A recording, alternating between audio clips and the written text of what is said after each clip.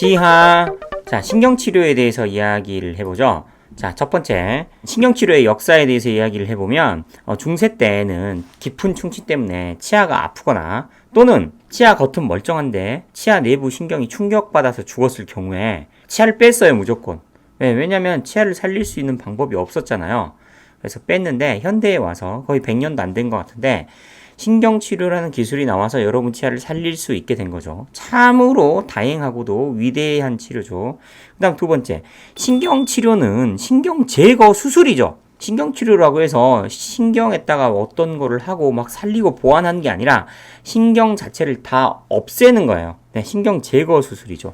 그러니까 신경치료는 일종의 치아 심장 수술이라고 보면 돼요. 치아에 원래 가지고 있던 심장을 없애버리고 인공심장으로 대체해야 하는 거죠. 그 정도로 보시면 되겠습니다. 그러니까 함부로 해서는 안 되겠죠? 그래서 이게 굉장히 어려운 시술이거든요. 그래서 미국에서는 가장 공부 잘하는 치과 대학생들이 가는 데죠. 치기대에서 성적이 가장 높은 사람들이 가는 데가 신경치료 전공하는 거고, 그 다음에 인기가 없는 데가 보철과, 치아 깎아가지고 씌우고 이런 데죠. 근데 한국은 반대로 돼 있어요. 보험 수가를 워낙 안 주니까 보철과나 요런 데는 인기고, 보존과나 이런 데는 보험 수가가 너무 낮으니까 조금 안 주는 추세죠. 그리고 세 번째로, 신경치료는 임플란트 수술보다 고난도 치과 시술이에요. 자, 레진 시술을 치위생사가 하거나 단순 임플란트 수술을 임플란트 회사 영업사원이나 젊은 어떤 영업사원이 할 수는 있는데, 신경치료는 이 철사 같은 꼬챙 있잖아요. 이걸 치아 안에 신경관으로 넣어야 되는데, 이 기구를 신경관 안으로 눈으로 보지 않고 손감각에 의존해서 넣는 것도 어렵고요. 넣고 나서 손감각을 이용해서 그 안에를 파내고 채워야 되는 거죠. 네, 굉장히 어려운 거예요. 눈으로 보고 하는 시술이 아니잖아요.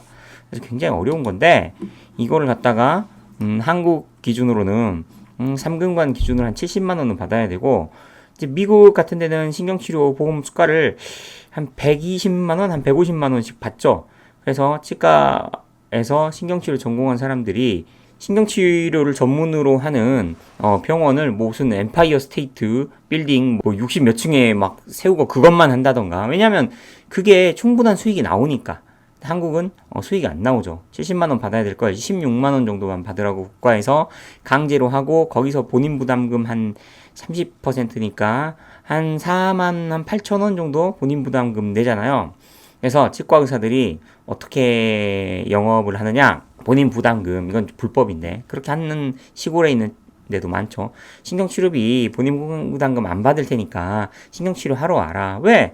한 10만 원 정도는 어차피 국가에서 나온 데다가 크라운을 씌워서 버는 그 매출이 훨씬 크잖아요. 그러니까 이제 그런 식의 불법적인 진료도 하는 거죠.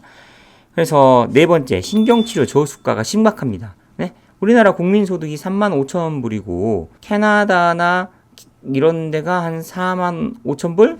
미국도 거의 4만 5천 불, 그 정도잖아요. 그럼 그 국가 비례해서 치료비를 계산하면 한 70만 원 정도는 받아야죠. 근데 이걸 가격을 낮추니까 신경치료를 하고 반드시 크라운을 씌워야 된다는 생각이 우리나라 치과 의사들에게는 굉장히 이게 강하게 잡혀 있어요. 왜냐? 손에 난 걸 메꿔야 되니까. 그래서 크라운을 하는 거고, 심지어 이걸 이용해서 일단 신경을 죽이고 크라운을 씌우려고 하는 거죠. 일단 신경부터 죽이면 환자는 크라운을 해야 되는 쪽으로 가니까. 그래서 보험 저수가 때문에 여러분이 과잉진료를 받고 있는 거예요. 그 다음에 이제 다섯 번째, 그 신경치료라는 게 GP잖아요. 고무 같은 걸로 이렇게 막잖아요, 신경관을. 막으면 이게 막히겠어요? 완벽하게? 안 막히겠죠. 그래서 그 보조적인 약재를 묻혀가지고 막는데, 이것도 되게 불안전해요. 그래서 신경치료 성공률이 제가 말하는 건 5년이나 10년 지났을 때 한 85에서 90% 정도 겨우 나오는데, MTA 같은 수경화성 시멘트로 이 신경관 안에를 막으면 그 자체가 물에서도 경화가 되고 완전 밀봉이 되죠. 그러니까 물방울 분자 하나도 통과를 못할 정도로 완전히 막아버리죠.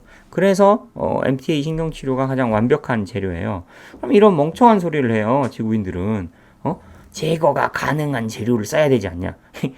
여러분, 배에 구멍이 났는데 제거가 가능하게 배 밑바닥을 막아요? 그럼 미친 짓을 하는 수리하는 사람이 있어요? 한 번에 완벽하게 막아서 제거가 불가능하게 하는 게 배수리, 잠수함 수리의 기본이잖아요.